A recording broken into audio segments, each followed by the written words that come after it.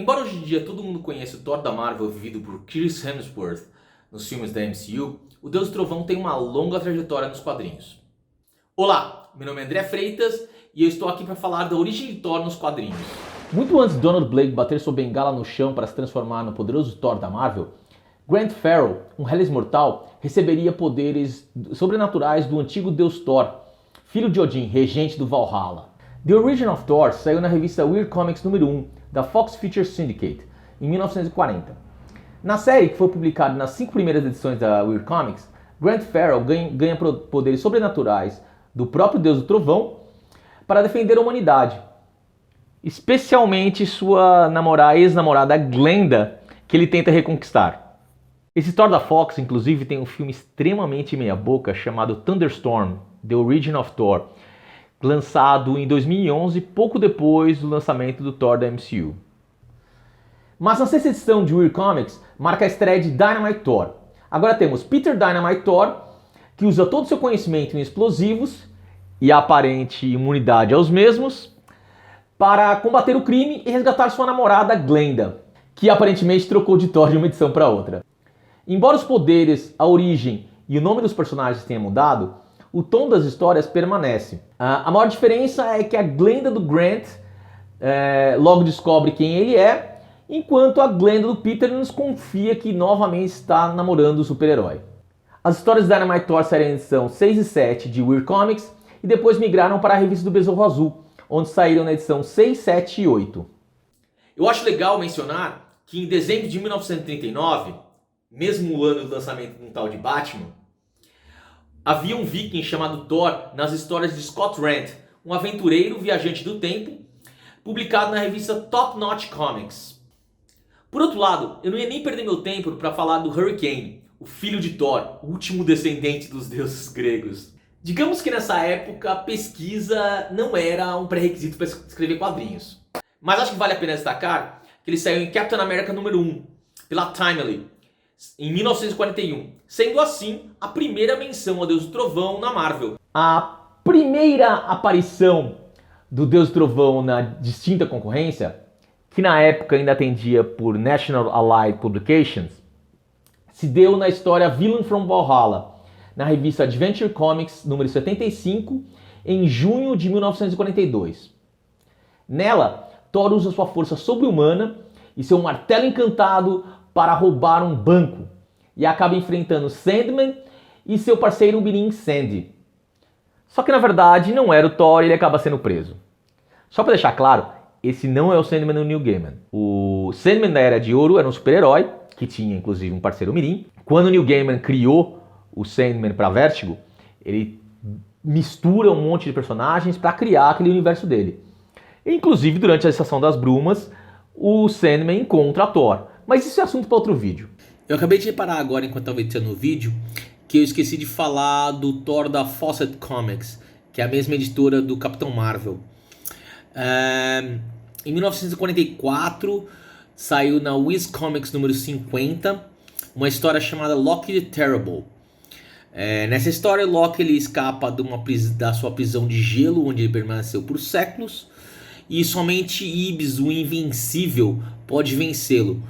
Com uma ajudinha de Thor, obviamente, né? Agora vamos voltar pro vídeo.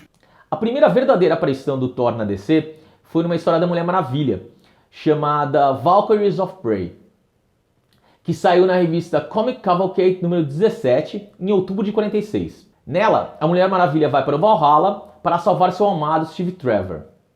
O Thor só aparece em um quadro, fazendo uma ponta mesmo, mas dessa vez é o Thor de verdade. Em agosto do ano seguinte, Thor apareceria em The Magic Hammer, publicada em Tales of the Unexpected, número 16, também na DC. Nessa história, um cowboy encontra o martelo de Thor e começa a utilizá-lo para fazer chover em fazendas vizinhas, para assim ganhar um troco. Até que ele resolve usar o martelo para assaltar um banco, o Thor aparece e pede o martelo de volta. Em 1959, um outro Thor falso aparece numa história do Batman, chamada The Hammer of Thor, em Batman 127. O Thor em questão é Henry Mack, proprietário de um pequeno museu que tem em seu acervo itens como o chapéu de Merlin, o arco de Robin Hood e o martelo de Thor. Durante uma tempestade, um raio atinge esse martelo e o Mac ganha os poderes de Thor e ele resolve assaltar um banco. Mano, qual que é desse povo que não pode pegar um Mjolnir que já quer assaltar um banco? Nesse mesmo ano, a Charlton Comics apresenta o seu Thor, na história The Hammer of Thor. Nessa história conhecemos Thor, um jovem viking magrelo que encontra uma caverna que lhe concede poderes místicos e onde ele encontra um martelo. Essa história é desenhada por Steve Ditko, o co-criador do Homem-Aranha. Ainda no mesmo ano, a Charlton também lançou a história The Incredible Walking Stick, que conta a história de Alvin, um cara que compra uma bengala mágica feita do martelo de Thor.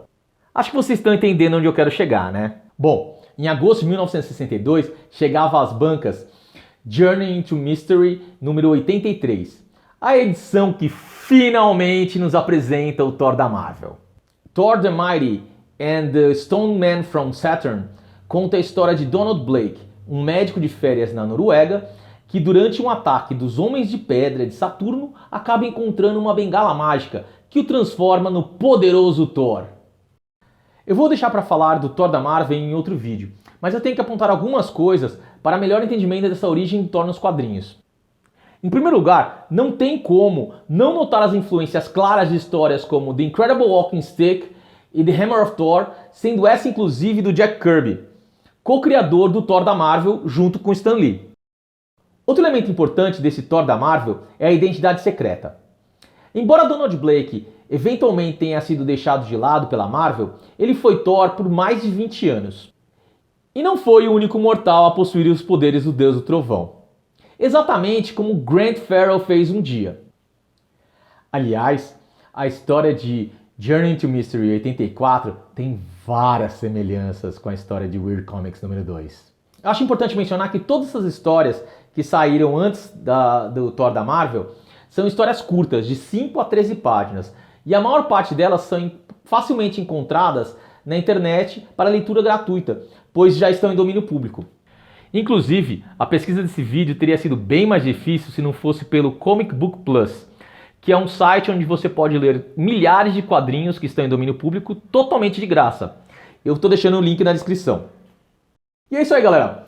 Espero que vocês tenham curtido o vídeo. Semana que vem tem vídeo sobre o Thor na DC Comics. Então, curta o vídeo, se inscreva no canal e que os deuses estejam com vocês.